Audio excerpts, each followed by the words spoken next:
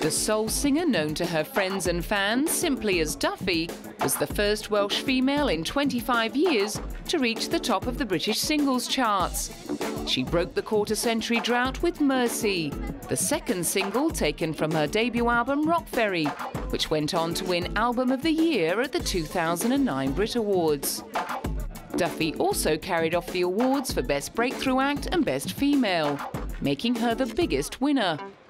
An incredible achievement for the 24-year-old from Bangor, who'd been asked to leave her school choir because her voice was too big and she didn't fit in. Her early musical influences came from watching her father's videos of the 1960s rock show Ready, Steady, Go, which goes a long way towards explaining her retro sound and big hairdo. She's the first to admit that growing up in a small Welsh town didn't prepare her for a career in the music industry. Coming from Wales, you don't really know that the Grammys exist.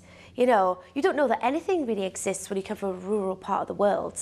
You know, we didn't have a record store in my town, we didn't have a cinema, we didn't have any clothes shops, nothing. So I can excuse myself in saying I was still learning about other things in life. In fact, her upbringing was so sheltered that she'd never even heard of the Grammys.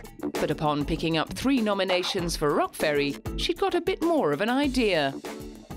I think the Grammy Awards itself is probably about 10 hours longer than the Brits.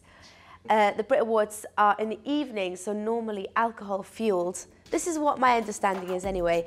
Despite the amazing success, which saw Rock Ferry become the biggest-selling British album of 2008, earning her approximately £4 million, Duffy claims to be rather unimpressed by all the fanfare. In fact, she's been quoted as saying that the pressure of fame brought her to the borderline of a nervous breakdown and made her consider becoming a recluse. Thankfully for her fans, she decided against it, and in early 2009 began working on a second album with ex-Suede guitarist Bernard Butler. This last year, the 3 years before that I was writing my first record, I think I was thinking about my second. I was like, that's for the second record. You know, I just had a sense, that each and everything was a chapter. So the second chapter has already begun.